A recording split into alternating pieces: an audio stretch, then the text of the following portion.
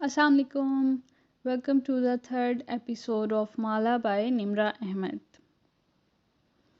कैफ अगली सुबह फजर होते ही उसे लेने आ गया था। पहले उसने माला से दोबारा उसका टेरिस देखने की इजाज़त मांगी। चौकीदार उस नौजवान को ऊपर जाते देख के घूरता रहा, लेकिन उसने परवाह नहीं की। हर तरफ से टेरिस का जायज़ा लिया, फिर घर के लॉक्स चेक किए, खिड़कियों का जायज़ा लिया। जब मुतमईन हुआ तो नीचे आया और उनका सफ़र शुरू हुआ। वो लॉन्ग रूट पे ड्राइव नहीं करती थी क्योंकि कर नहीं सकती थी, उसे मतली होती थी। इसलिए वो पिछली सीट पे खिड़की से सर टिका के सोने की कोशिश करने लगी। चलने से कबल उसने माँ को मैसेज कर दिया था। अब हर घंटे बाद माँ का मैसेज आता था, कहाँ पहुँची हो, खैरियत से सफ़र गुज़र रहा है। वो मुस्कुरा के जवाब देती और फ़ोन रख के आंखें मूंद लेती। वो भी खामोशी से ड्राइव कर रहा था। कुछ लेंगी आप? क़यामत आम स्टेशन पे कार अंदर ले जाते हुए कैफ ने पूछा। जवाब नहीं आया तो उसने गर्दन मोड़ के देखा। वो सर सीट की पुश्त से टिकाए आंखें मूंदे हुए थी। सर कदरे तिरछा पड़ा था। एक तरफ से कैचर से निकलते बालों ने आधे चेहरे को ढांप रखा था। साथ सीट पर टोकरी में नन्हे पौधे रखे थे। वो वापस सीधा हो गया। चेहरे पे इज़्तिराब फैला। कर्ब से आंखें बंद कर लीं। अब भी वक्त था। वो उसको सब कुछ बता सकता था। वो यहाँ क्यों है और वो उसको कैसे धोखे दे रहा है। वो ये डिज़र्व नहीं करती थी कि वो उसे धोखा दे। इसमें और ज़हीर में फ़र्क होना चाहिए था। कैफ ने आंखें खोली, विंडो स्क्रीन के बाहर देखा। दुनिया वैसी ही थी जैसे उसकी आंखें बंद करने से पहले थी। आंखें बंद कर लेने से हकीकत नहीं बदल सकती थी। उसे खामोशी से सिर्फ अपना किरदार अदा करना था। उसे उस लड़की से हमदर्दी करने की ज़रूरत नहीं थी। उसे अपने मसले हल करने थे।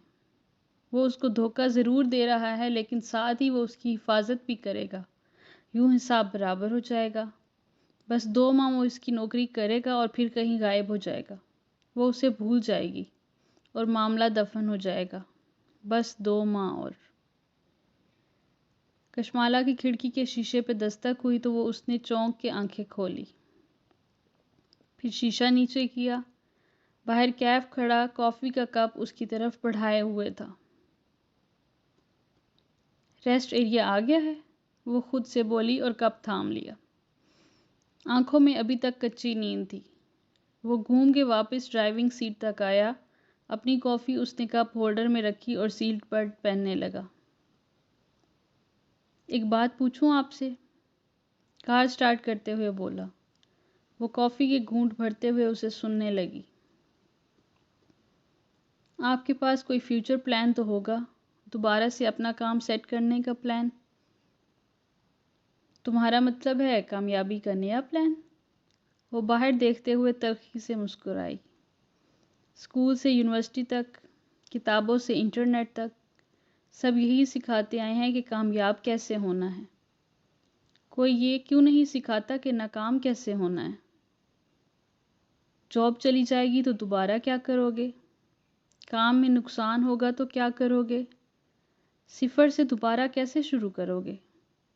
सब हमें कामयाबी के लिए तैयार करते हैं। कोई हमें नाकाम होने के लिए तैयार क्यों नहीं करता?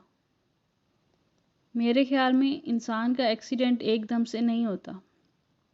पहले नियर मिसेस होते हैं ताकि हम संभल जाएं। रेड फ्लैग्स नज़र आते हैं। ज़हीर के बारे में भी आपको नज़र आए होंगे, वो ड्राइव करते हुए संजीदगी से कह रहा था। कशमाला ने सोचती नज़रों से उसके कंधे की पुश्त को देखा। क्या तुम्हें कर्ज़ों में घिरने से पहले रेड फीलिंग्स नहीं नज़र आए थे? तंज नहीं कर रही, इसलिए पूछ रही हूँ क्योंकि तुम बहुत स्मार्ट लगते हो। फिर इतना नुकसान कैसे कर लिया अपना? कैफ ने गहरी सांस ली। एक अच्छा बिजनेसमैन बनने के लिए स्मार्ट होना काफ़ी नहीं होता। फिर क्या चाहिए होता है? एक आइडिया, एक यूनिक आइडिया। उस आइडिया से मोहब्बत करना, پھر اس کے گرد بہت محنت سے اپنے کام کو تعمیر کرنا۔ اس کی آواز میں جوش سا بھر گیا تھا۔ پھر اس آئیڈیا کو کامیاب کرنے کے لیے ایک اچھی ٹیم بنانا اور بیچنے سے پہلے اپنی ٹارگٹ آڈینس کا علم ہونا۔ اپنے کام کی کوالٹی اور ویلیوز پہ کبھی سمجھوتا نہ کرنا۔ وہ اسٹیئرنگ وہیل پہ ہاتھ جمائے بولے جا رہا تھا اور وہ انگلیوں پہ گن رہی تھی۔ مگر یہ سب کافی نہیں ہوتا باس۔ بزنس میں ترقی یہاں سے آتی ہے۔ ایک ہاتھ اسٹیئرنگ سے ہٹا کر اپنی پیشانی پہ دستک دی۔ آپ کی پیشانی کے بخت سے۔ کشمالہ نے تعجب سے ابرو اٹھائی۔ یعنی قسمت؟ یعنی قسمت۔ اس نے تائید میں سر ہلایا۔ تم کہہ رہے ہو کہ انسان کی قسمت اس کی محنت سے زیادہ ضروری ہے؟ محنت اور بزنس کی سمجھ بوجھ یہ لازم ہے، لیکن اس کے باوجود بھی ہم فیل ہو جاتے ہیں کیونکہ اس چیز میں ہمارا بخت نہیں ہوتا، لیکن وہ کسی دوسری چیز میں ضرور ہوتا ہے۔ آپ کا اگر بخت ریسٹورانٹ میں نہیں تھا تو شاید وہ کسی اور کام میں ہو۔ اب بتائیں، کیا میں اسسٹنٹ پوزیشن کے لیے ہائر کر لیا گیا ہوں؟ جانتے ہو تم میں اور میرے پرانے ڈرائیور میں فرق کیا ہے؟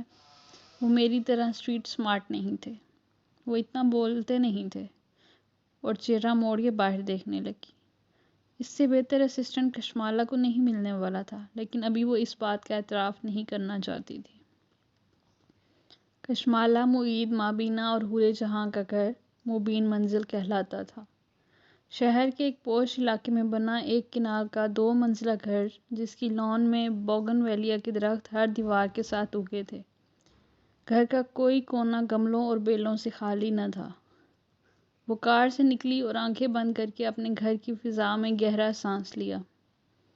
کہتے ہیں انسان محبت اور سکون کی تلاش میں ساری دنیا کا سفر کرتا ہے، مگر وہ اس کے گھر میں اس کا منتظر ہوتا ہے۔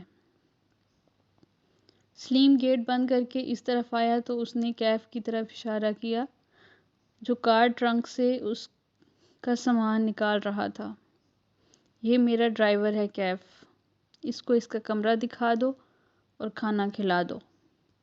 پھر وہ آگے آئی، داخلی دروازہ کھولا، سامنے راہداری تھی جو لاؤنج میں کھلتی تھی۔ برسوں پرانی عادت تھی، اسے معلوم تھا جب وہ راہداری کا کونا مڑے گی تو ایک تخت نظر آئے گا، اس تخت پہ ماں بیٹھی ہوں گی۔ کشمالہ کے قدم آگے بڑھے، راہداری کا کونا عبور کیا اور سامنے وہی منظر نظر آیا۔ لاؤنج میں صوفے بھی تھے، لیکن حور جہاں بیگم تخت پہ بیٹھی تھی، ایک ٹانگ سیدھی لمبی کیے، دوسری اندر کی طرف موڑے۔ گھٹنے کے ساتھ سبزی کے تھال رکھے تھے، سر پہ دوپٹہ تھا جو ایک کان کے پیچھے اڑسا ہوا تھا۔ وہ چہرہ جھکائے آلوؤں کے کتلے کاٹ رہی تھی، بھرے بھرے سفید بازو آستینوں سے جھلک رہے تھے۔ دائیں کلائی میں سونے کی چوڑیاں تھیں۔ حور جہاں بیگم فربہا خاتون تھی، روبدار اور دبنگ سی، لیکن ساتھ ہی کچھ بہت نرم اور ملائم سا تھا ان میں۔ چہرہ سفید گلابی سا تھا، ناک میں ہیرے کی لونگ تھی، سبز آنکھوں کی گرد جھریاں تھیں، پیشانی اور کلموں سے سیاہ سفید بال جھلکتے تھے۔ بڑھتی عمر نے ان کے حسن کو گہنایا نہیں تھا بلکہ مزید باوقار کر دیا تھا۔ آہٹ پہ انہوں نے سر اٹھا کے دیکھا، چہرہ کھل اٹھا، سبز آنکھوں میں رونق دوڑ گئی۔ میری بیٹی آ گئی۔ چھری ایک طرف رکھی، گھٹنوں پہ ہاتھ رکھ کے پیر نیچے اتارے، پھر پیروں سے زمین پہ جوتے تلاش کیے کہ فربا خاتون تھی، جھک نہیں سکتی تھی، تب تک وہ ان کے قریب آ پہنچی تھی۔ میری پیاری ماں۔ اس نے پرس ایک طرف پھینکا اور جھک کے ان کے گلے سے لگ گئی۔ ماں کافی فربہا تھی، وہ ان کے مقابلے میں دبلی پتلی سی تھی۔ ماں نے اس کا چہرہ دونوں طرف سے چوما، ان کے چہرے پہ اتنی خوشی تھی کہ بیان سے باہر تھی۔ میری بیٹی کیسی ہے؟ اچھا کیا واپس آ گئی۔ اس سے الگ ہو کے اس کا چہرہ دیکھ کے بولی۔ اس زہیر کو تو چھوڑیں اس کو ماں، وہ ماں سے الگ ہو کے نرمی سے بولی۔ پھر دیکھا ساتھ چوکی پہ بخت بھی بیٹھی تھی، وہ جھک کے اس سے بھی ملی۔ بخت بھی ادھیڑ عمر عورت تھی، بالوں میں تیل لگا کے کس کے چوٹی بنائے وہ کانوں میں سنہری بالیاں پہنے ہوئے تھی۔ وہ مالا کو ملی تو بے اختیار دعا دی۔ بخت بھی جب ملتی ایسے ہی دعائیں دیا کرتی تھی۔ بخت بی بی کتنے برسوں سے ان کی ملازمہ تھی، اب تو مالا کو گنتی ہی بھول گئی تھی۔ بس اتنا یاد تھا کہ اس کا شوہر مرا تھا تو وہ 5 بچوں کے ساتھ اس کے سرونٹ کوارٹر میں آئی تھی۔ اب اس کے بچے جوان ہو کے اس آشیانے سے اڑ چکے تھے۔ ایک بیٹا سلیم چوکیدار بھی تھا اور سودا سلف بھی لاتا تھا۔ باقی بیٹیوں کی شادی ہو گئی لیکن بخت بی بی اور ماں کا ساتھ قائم تھا۔ سفر ٹھیک گزرا۔ راستے میں متلی تو نہیں ہوئی؟ وہ ماں کے کندھے سے سر ٹکائے بیٹھی تھی اور وہ اس کے بال کان کے پیچھے اڑس رہی تھی۔ نہیں ماں، ڈرائیور ساتھ لائی ہوں۔ تبھی راہداری میں آہٹ ہوئی۔ ماں نے چونک کے دیکھا۔ کیف ہاتھ میں ٹوکری لیے کھڑا تھا۔ وہ سیدھی ہو کے بیٹھی۔ پلانٹس کہاں رکھوں؟ میاں تم کون اور اندر کیوں چلے آ رہے ہو؟ حورِ جہاں بیگم کے ماتھے پہ بل پڑے۔ 2 انگلیوں سے اشارہ کیا پیچھے۔ سوری وہ اس حملے کے لیے تیار نہیں تھا۔ متذبذب سا چند قدم پیچھے ہوا۔ میں کیف جمال ہوں، کشمالہ بی بی کا ڈرائیور۔ تمہاری بی بی نے تمہیں بتایا نہیں ہے کہ ڈرائیور گھروں کے اندر نہیں آتے؟ اور پیچھے 2 انگلیاں جھٹک کے کہا۔ سوری، وہ نہ سمجھی کے انداز میں مزید پیچھے ہوا۔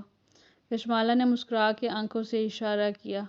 کیف نے ٹوکری وہیں رکھی اور تیزی سے باہر نکل گیا۔ یہ کیا تم رنگ برنگے ڈرائیور رکھتی رہتی ہو؟ ماں نے خفگی سے اسے دیکھا۔ وہ بے اختیار ہنس دی۔ باجی یہ ڈرائیور تو نہیں لگتا۔ بخت بھی لاؤنج کی دیوار گیر کھڑکی کو دیکھ رہی تھی۔ وہاں کیف سلیم کے ساتھ جاتا دکھائی دے رہا تھا۔ یہ میرا اسسٹنٹ بھی ہے ماں، بتایا تھا نا میں نیا بزنس سیٹ کرنے لگی ہوں۔ ماں کی سبز آنکھوں میں افسوس سا ابھرا۔ تعصب سے سر ہلایا۔ کیا کرو گی اتنا پیسہ کما کے مالا؟ اور یہیں پہ ماں اور اس کا اختلاف شروع ہوتا تھا۔ ماں، یہ 21ویں صدی ہے، عورت صرف پیسے کے لیے کام نہیں کرتی، اسے اپنا بھی کچھ چاہیے ہوتا ہے تاکہ اس کی سینٹی برقرار رہے، وہ خود کو گھر کے چولہے میں ضائع نہ کرے، حورِ جہاں بیگم کی طرح۔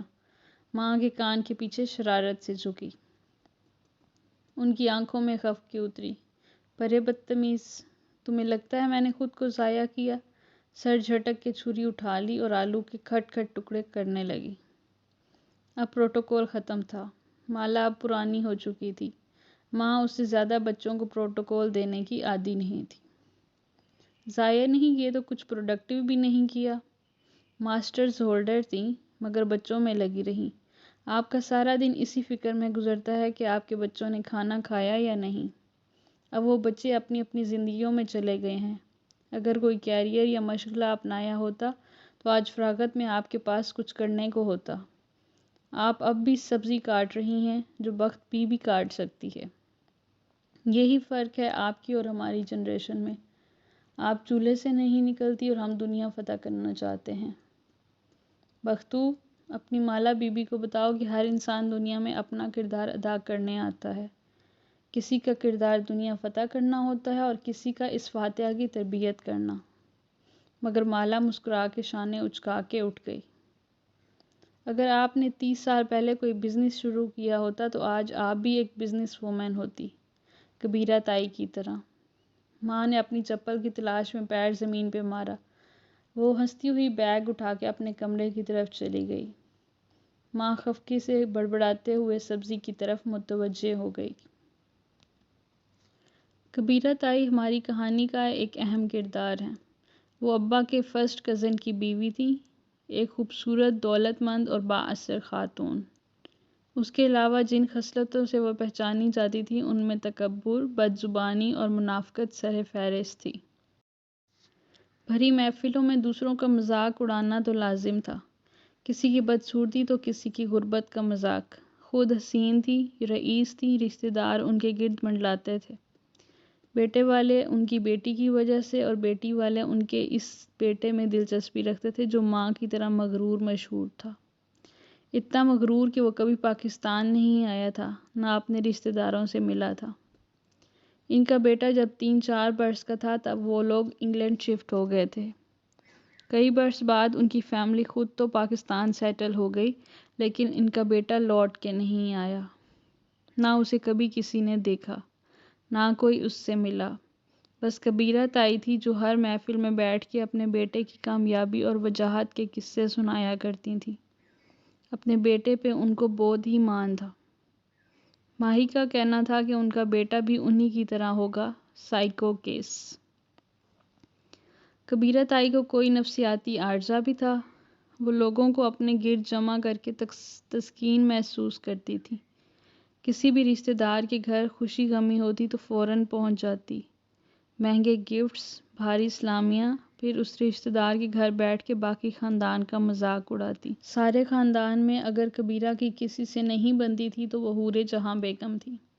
ماں جب بیاہ کے اس خاندان میں آئی تو کبیرہ نے ان کو بھی اپنی دولت سے دبانے کی کوشش کی، لیکن حور جہاں ان عورتوں میں سے نہیں تھی جن کو اپنی کوئی آواز نہیں ہوتی، یا وہ کسی کی دولت سے متاثر ہو کر اپنی آواز کھو دیتی ہیں۔ حور جہاں اپنے آپ میں کافی تھی، حسین بھی تھی اور پڑھی لکھی بھی۔ ان کو کسی قسم کا احساس کمتری نہ تھا۔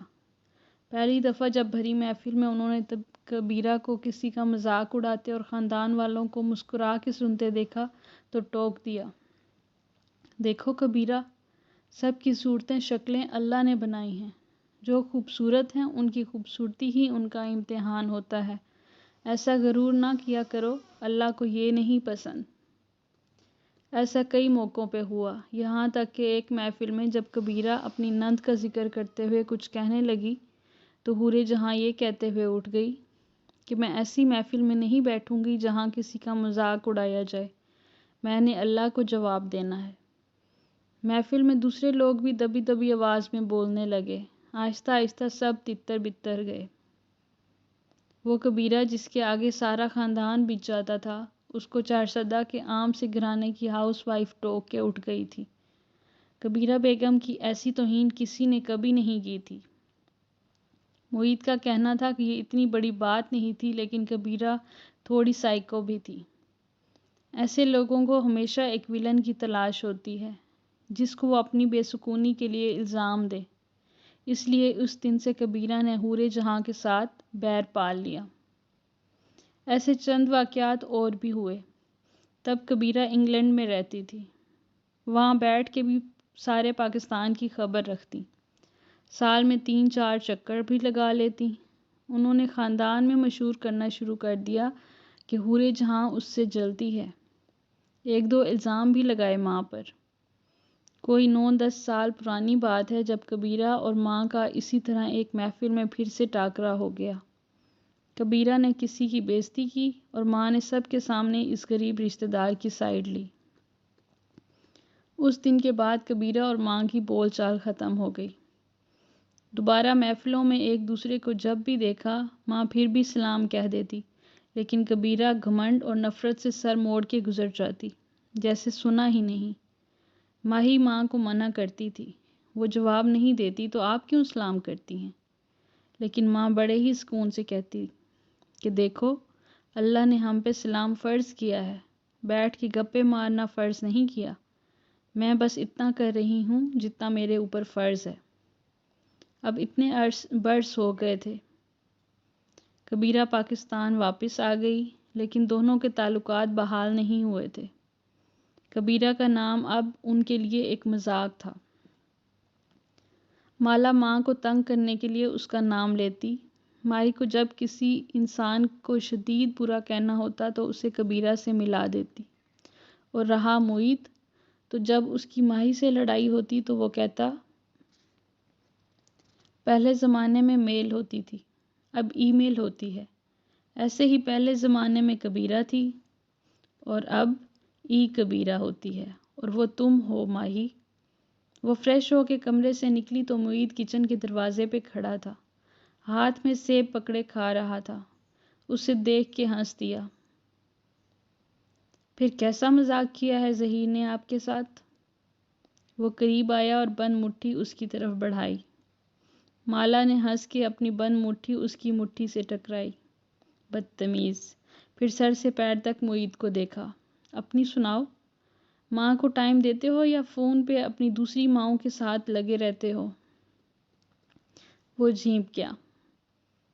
میری ماں اس وقت صرف جنرل سرجری ہے، اوکے؟ معید نکلتے ہوئے قد کا نوجوان تھا۔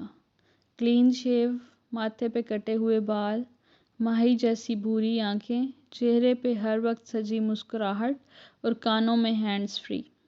وہ جنرل سرجری میں ٹریننگ کر رہا تھا۔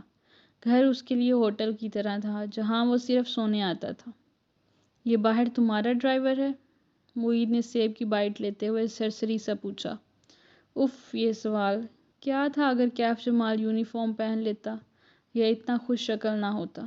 ایک تو سب کو میرے ڈرائیور سے کیا مسئلہ ہے؟ وہ چڑی نہیں تھی، نہ اسے غصہ آیا، بس اس تکرار سے تھک گئی تھی۔ مسئلہ نہیں ہے بابا، میں تو کہتا ہوں مجھے بھی اپنا ڈرائیور رکھ لو، بڑا اسکوپ ہے اس کام کا۔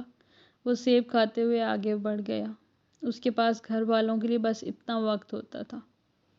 وہ واپس کمرے میں آ گئی، کیونکہ لاؤنج میں بیٹھی ماں اور بخت بی کی سرگوشیاں صاف سنائی دے رہی تھی۔ باجی، مالا بی بی کی شادی کر دیں۔ پہلے تو ان کے سر پہ ریسٹورانٹ سوار تھا، شکر ہے وہ قصہ ختم ہوا۔ اسے ہنسی آ گئی۔ بخت بی کو اس کی ٹریجڈی میں بھی امید کی کرن نظر آئی تھی۔ تمہاری مالا بی بی ہی نہیں مانتی، ورنہ خاندان میں کس نے رشتہ نہیں مانگا؟ حسن بھی آزمائش ہے بخت بی بی۔ مالا مسکراتے ہوئے کمرے میں آ گئی۔ اسے اس ذکر کی اتنی عادت تھی کہ اب فرق نہیں پڑتا تھا۔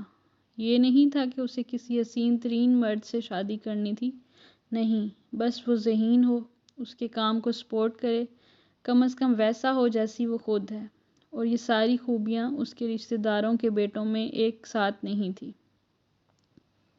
کھڑکی کے پردے ہٹائے تو لان نظر آیا۔ کیف گیٹ کے ساتھ بنے گارڈ روم کے باہر کرسی ڈالے گود میں لیپ ٹاپ رکھے ٹائپ کر رہا تھا۔ اس نے مالا سے کہہ رکھا تھا کہ وہ اپنے بزنس پلان پہ کام کر رہا ہے، اس لیے جب فارغ ہوگا اپنا کام کرتا رہے گا۔ مالا کو ظاہر ہے اعتراض نہیں تھا، البتہ اس نے نوٹ کیا کہ سلیم ساتھ والی کرسی پہ بیٹھا دلچسپی سے کیف کو دیکھ رہا تھا۔ دونوں بات بھی کر رہے تھے۔ خیر اسے کیا، وہ وہاں سے ہٹ گئی۔ یہ کمپیوٹر آپ کا اپنا ہے؟ نیا لگتا ہے۔ سلیم نے متاثر ہوتے ہوئے انگلی لیپ ٹاپ کے کنارے پہ پھیری۔ کیف نے ایک نظر اسے دیکھا۔ تمہیں اگر کوئی فلم وغیرہ دیکھنی ہو تو میرے کمپیوٹر پہ دیکھ لینا، فراخ دلی سے آفر کی۔ سلیم کا چہرہ کھل اٹھا۔ شکریہ کیف بھائی۔ ذرا دیر کو خاموشی کا وقفہ آیا۔ گھر میں کون کون ہوتا ہے؟ ٹائپ کرتے ہوئے سرسری سا سوال کیا۔ معید بھائی اور بڑی باجی۔ سلیم جوش سے بتانے لگا۔ پہلے بڑی باجی کی چھوٹی بہن بھی یہاں رہتی تھی، مالا بی بی کی خالہ، وہ بیمار تھیں، محتاج تھیں، بڑی باجی نے ان کی بڑی خدمت کی، میری امی کے ہاتھوں ہی فوت ہوئی۔ بڑی باجی کے سارے بچوں کی شادی ہو گئی ہے؟ نہیں، صرف ماہی باجی کی ہوئی ہے، وہ کینیڈا ہوتی ہیں۔ سلیم کینیڈا کو کینیڈا کہتا تھا۔ اچھا، مالا بی بی کی منگنی بھی نہیں ہوئی؟ اس سے تعجب ہوا۔ وہ سب سے بڑی ہے نا؟ ان کو شادی کا شوق نہیں ہے جی، وہ بس اپنا کام کرتی رہتی ہیں۔ سلیم کو اس کے علاوہ کوئی وجہ سمجھ ہی نہیں آئی۔ کیف کی ٹائپ کرتیاں انگلیاں رک گئی۔ وہ سوچتی نظروں سے اسکرین کو دیکھنے لگا۔ یہ ممکن نہیں تھا۔ اس کا خیال تھا اس کی کوئی منگنی وغیرہ تو ہو چکی ہوگی، شاید ہو کے ختم ہو گئی ہو، لیکن ایسا نہیں تھا۔ لیکن یہ شاید کچھ اور تھا جو اسے چبھ رہا تھا۔ چند دن پہلے تک کشمالہ مبین اس کا ایک ٹارگٹ تھی، اس کے پاس اسے نوکری کرنی تھی، وہ اکیلی تھی، کام، ریسٹورانٹ، گھر۔ لیکن آج اس نے کچھ اور دیکھا تھا۔ وہ اب صرف ایک ٹارگٹ نہیں تھی، اس کی ایک فیملی تھی، وہ اکیلی نہیں تھی۔ لاہور آنا پلان کا حصہ نہیں تھا، شاید یہ نہیں ہونا چاہیے تھا۔ رات تک وہ گھر سے نہیں نکلی، بس کمرے میں پڑی سوتی رہی۔ کیف سے اس کی ملاقات بھی نہیں ہوئی، وہ اسے گویا یہاں لا کے بھول ہی گئی تھی۔ ڈرائیورز گھر کے اندر نہیں آیا کرتے، ان کا داخلہ صرف ڈرٹی کچن تک محدود تھا۔ ان کے لاؤنج سے ملحقہ بڑا سا کچن کلین کچن کہلاتا تھا۔ کلین کچن سے ایک دروازہ چھوٹے سے ڈرٹی کچن میں کھلتا تھا اور ڈرٹی کچن سے ایک دروازہ باہر کی طرف، تاکہ ملازم یعنی سلیم باہر سے ہی ڈرٹی کچن میں آئے اور اپنا ناشتہ چائے وغیرہ بنا کے وہیں سے رخصت ہو جائے۔ ماں کو مرد ملازموں کا گھر کے اندر آنا پسند نہیں تھا۔ کھانا البتہ سب کو ماں خود بناتی تھی۔ وہ کسی اور کے ہاتھ کا کھانا نہیں کھا سکتی تھی، بلکہ اکثر اپنے ملازموں کی فرمائش پہ کھانا اور میٹھے بنایا کرتی تھی۔ ماہی کہتی تھی ماں نے ان کو ملازم نہیں رکھا، انہوں نے ماں کو مالک رکھا ہوا ہے۔ بخت بھی اور سلیم کا کمرہ بیسمنٹ میں تھا۔ بیسمنٹ کی سیڑھیاں گھر کے باہر سے تھیں تاکہ ملازموں سے پرائیویسی رہے۔ انہوں نے کیف کو بھی بیسمنٹ میں ایک کمرہ دے دیا تھا، جسے اس نے چپ چاپ قبول کر لیا۔ صبح فجر پہ اس کی آنکھ لاؤنج میں ہوتی کھٹ پٹ سے کھلی۔ اسے معلوم تھا یہ ماں ہوں گی۔ ماں فجر خوب شور کے ساتھ پڑھا کرتی تھی تاکہ ان کے بچوں کی نیند ایسے خراب ہو کہ وہ دوبارہ سو نہ سکیں۔ اسلام آباد میں نمازیں اوپر ہو جایا کرتی تھی، لیکن لاہور میں مجال تھی کہ ایسا ہو۔ وہ نماز پڑھ کے جائے نماز پہ بیٹھی اور سوچا کہ کیا دعا مانگے۔ اسے اس وقت سب سے زیادہ کیا چاہیے تھا؟ نیا بزنس، وہ دوبارہ سے برسر روزگار ہو جائے، اپنے پیروں پہ کھڑی ہو جائے اور اب سے کوئی مرد اسے زہیر کی طرح دھوکہ نہ دے سکے۔ دعا مانگ کے وہ اٹھی اور جمائی لیتے ہوئے کھڑکی کے سامنے آئی تو رک گئی۔ اندھیر لان میں گارڈ روم کے سامنے وہ گھاس پہ جائے نماز ڈالے دو زانوں بیٹھا تھا۔ وہ شاید نماز پڑھ چکا تھا، اب بس یوں ہی سر جھکائے بیٹھا تسبیح کے دانے گرا رہا تھا۔ اسے بہت عجیب لگا، مانا کہ بہت سے لڑکے لاپرواہ اور مغربی حلیے کے باوجود نمازیں پڑھتے ہیں، لیکن تسبیح؟ اسے نہیں یاد اس نے کبھی کسی نوجوان کے ہاتھ میں تسبیح پکڑے دیکھا ہو۔ وہ خود بھی تسبیحوں کی عادی نہیں تھی، وقت ہی نہیں ملتا تھا۔ کیف جمال تسبیح پڑھتا تھا، عجیب بات تھی۔ صبح بخت بھی جب اس کے کمرے میں کافی لائی تو اسے حیرت ہوئی۔ آپ کو کب سے کافی بنانی آ گئی؟ اس موئے ڈرائیور نے بنائی ہے۔ میں نے اسے چائے کی چیزیں پکڑائی تو بابو آگے سے بولا، میں چائے نہیں پیتا، مجھے کافی میکر دو۔ پھر خود ہی کچن سے معید بھائی کا پرانا کافی میکر ڈھونڈ لایا اور سیٹ کر دیا۔ بازار سے موٹے بیجوں والے ڈبے بھی لے آیا اور ساتھ یہ بھی مجھے پکڑا دی کہ میری بیوی یہی پیتی ہیں۔ وہ ہنسی۔ مبین منزل کو پہلی دفعہ ایسا رنگ برنگا ملازم ملا تھا۔ بخت بی بی سے ہضم نہیں ہو رہا تھا۔ چھوٹی باجی، اس لڑکے کو ذرا فاصلے پہ رکھیو، مجھے یہ وارداتیہ لگتا ہے۔ اچھا بخت بھی، اب جائیں اور کیف سے کہیں تیار رہے، اس نے مجھے سیلون لے کے جانا ہے۔ شام میں عزا کے نکاح کا فنکشن تھا اور صد شکر اس کے چہرے پہ ایک بھی پمپل نہیں تھا، ورنہ عموماً کسی فنکشن سے پہلے ہی یہ پمپل حاضری دیا کرتے تھے۔ اس نے گھڑی دیکھی، ابھی فیشل کروا لے تو شام تک اس کا اثر آنے لگے گا۔ وہ باہر آئی تو کیف گارڈ روم کے باہر کرسی پہ بیٹھا تھا۔ ہاتھ میں اسکیچ بک تھی اور وہ پینسل سے اس پہ کچھ کر رہا تھا۔ اسے دیکھ کے کھڑا ہو گیا، اسکیچ بک پیچھے کر لی۔ آج جینز پہ سفید ٹی شرٹ پہن رکھی تھی، پیروں میں جوگرز تھے اور چہرے کی ہلکی بڑی شیو ویسی ہی تھی۔ کیا کر رہے ہو؟ وہ اس کے اسکیچ بک کو دیکھتے ہوئے قریب چلی آئی۔ پرس کوہنی پہ ٹانگے، بال کیچر میں باندھے، وہ آنکھوں سے سیاہ چشمہ لگائے ہوئے تھی۔ کیف کے چہرے پہ جھیپ جانے کا تاثر ابھرا، رخسار ہلکے سے گلابی ہوئے، شاید دھوپ کے باعث ایسا لگا تھا۔ یوں ہی فارغ وقت میں اسکیچز بناتا ہوں۔ کیا بنا رہے ہو دکھاؤ؟ وہ دوستانہ لہجے میں کہتی اس کے عین سامنے آ کھڑی ہوئی۔ اب وہ دونوں دھوپ میں تھے، چھاؤں پیچھے رہ گئی تھی۔ کیف نے اسکیچ بک کھول کے اس کے سامنے کی، صفحے پلٹائے۔ اس پہ موٹر بائیک کا سیاہ سفید اسکیچ بنا تھا۔ تمہیں موٹر بائیکس پسند ہیں؟ بہت زیادہ۔ وہ تھوڑا شرمندہ نظر آ رہا تھا۔ مالا نے غور سے اسکیچ کو دیکھا۔ یہ ہیوی بائیک ہے، کافی مہنگی ہوتی ہے۔ اگر تم اپنا نیا بزنس اس لیے شروع کرنا چاہتے ہو کہ ایک دن تم یہ بائیک خرید سکو تو یہ ایک غلط اپروچ ہے۔ نرمی سے تنبیہ کی۔ اسے سمجھ میں آ گیا تھا کہ وہ نوجوان قرضوں کا شکار کیوں تھا۔ مہنگی بائیکس کا شوق، مہنگا لیپ ٹاپ، قیمتی فوٹوگرافی آلات امپورٹ کروانا۔ وہ اپنی بساط سے اونچی جست لگانا چاہتا تھا اور ایسے میں زمین اس کے قدموں تلے سے نکل جاتی تھی۔ کیف نے جواب نہیں دیا، کار کی طرف بڑھ گیا، جیسے وہ اس کی بات سے اتفاق نہیں کرتا تھا۔ وہ خاموشی سے ڈرائیو کر رہا تھا جب سفورہ کی کال آنے لگی۔ کیف کیسا کام کر رہا ہے؟ تم اس سے مطمئن ہو نا؟ مالا کا فون کار سے کنیکٹڈ تھا۔ آواز خود بخود سپیکرز پہ گونجنے لگی۔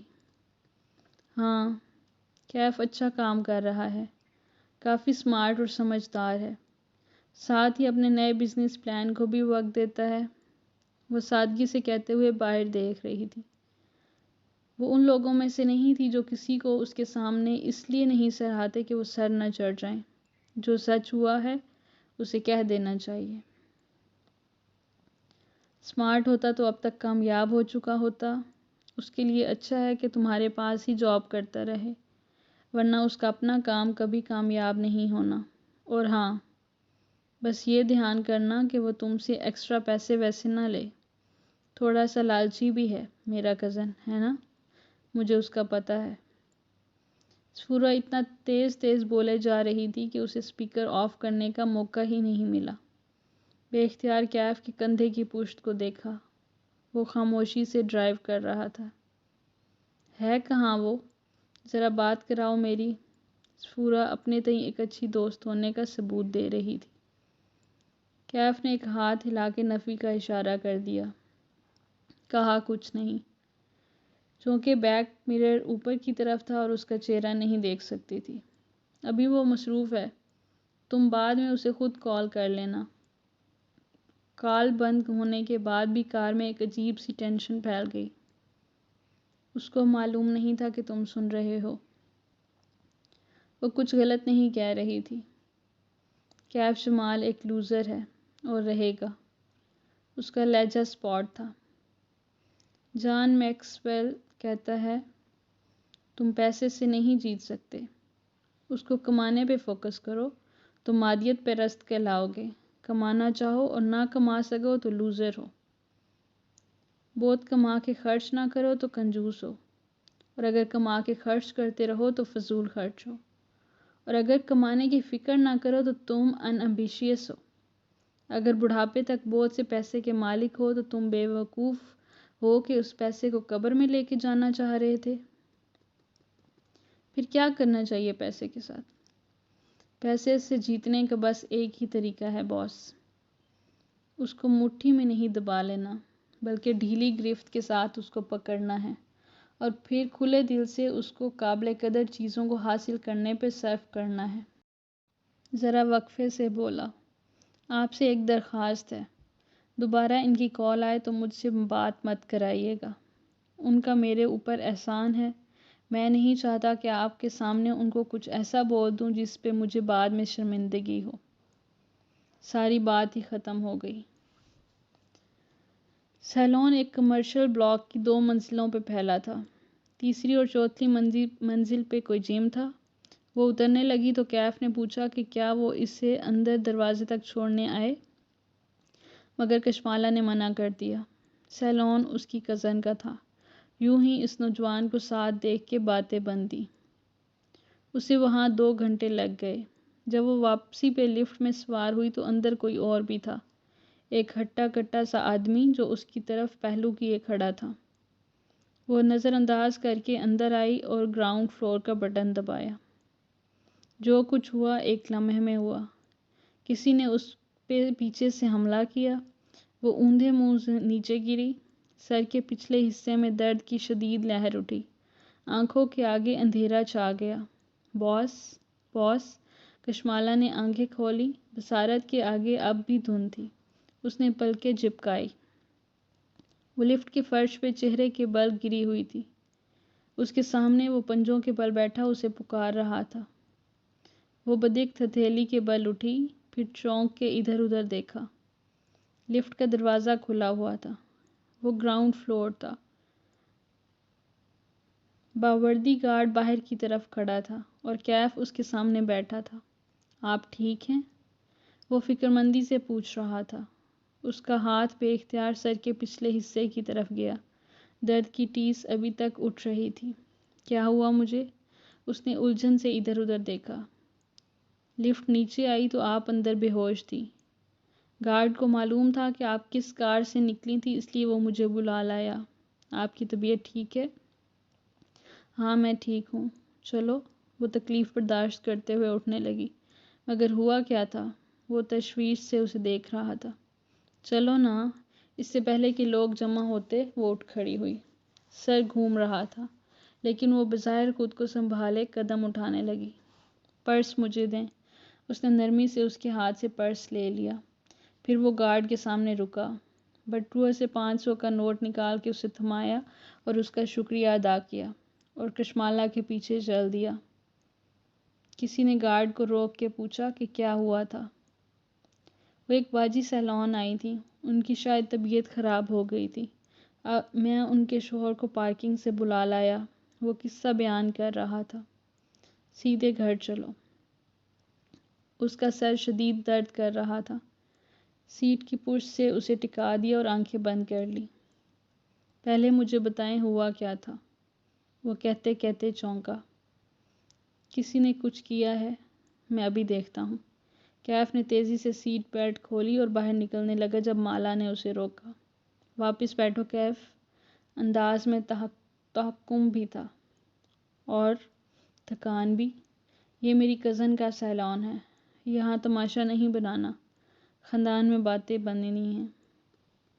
مجھے بتائیں تو صحیح کہ ہوا کیا ہے؟ وہ اس کی طرف رخ موڑ کے بیٹھا اور سنجیدگی سے پوچھا۔ ماتھے پہ بل تھے، آنکھوں میں غصہ بھی تھا۔ اسے جو یاد تھا بتا دیا۔ میں نے اس کا چہرہ دیکھا تھا مگر میں اس کو نہیں جانتی، اور لفٹ میں CCTV بھی نہیں تھا۔ لفٹ کے باہر تو ہوگا۔ مجھے دیکھنے تو دیں۔ میرا کیا فائدہ آپ کو اگر میں یہ چیزیں مینیج نہیں کر سکتا؟ اسے غصہ آ رہا تھا۔ یہ طے تھا کہ وہ نہ پولیس رپورٹ درج کروائے گی نہ شور ڈالے گی۔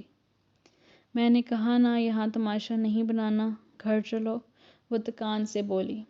سر میں شدید درد ہو رہا تھا۔ اس آدمی نے اسے بہت زور سے مارا تھا۔ ٹھیک ہے، مگر میں واپس آؤں گا اور آپ کا نام لیے بغیر ان کے ریکارڈ ضرور نکلواؤں گا۔ ایسے کیسے کوئی آپ پہ حملہ کر سکتا ہے؟ وہ ڈرائیو کرتے ہوئے برہمی سے کہہ رہا تھا۔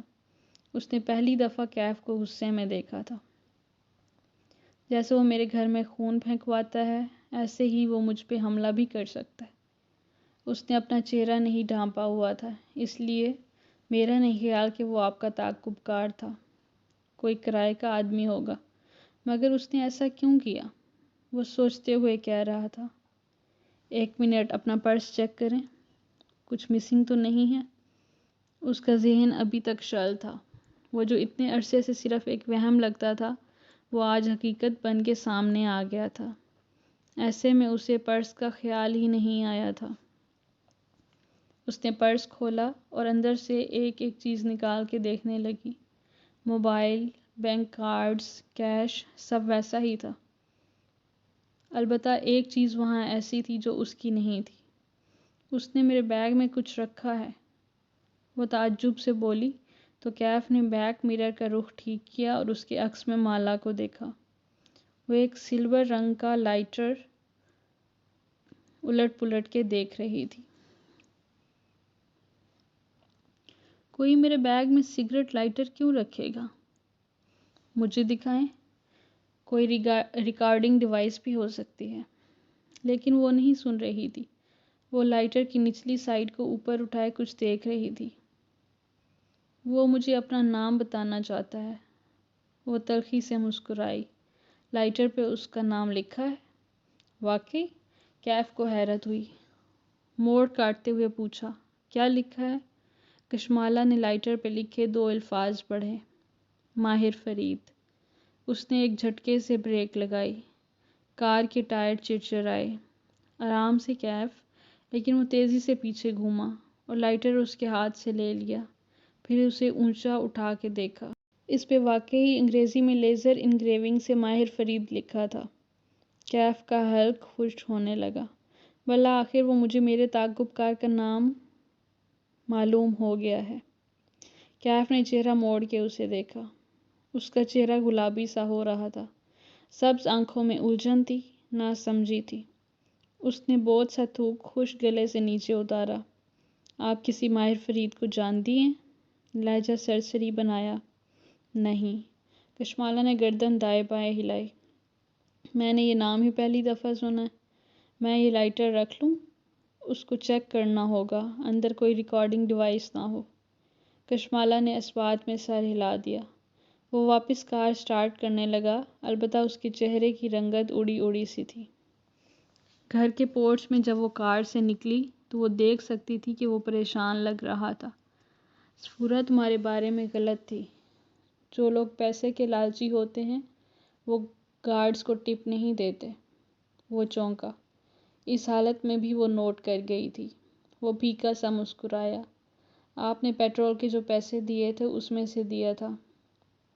اس کے جانے کے بعد کیف کے تاثرات بدلے، چہرے پہ برہمی در آئی۔ اس نے فون نکالا اور وائٹ ہیئر کی چیٹ کھولی۔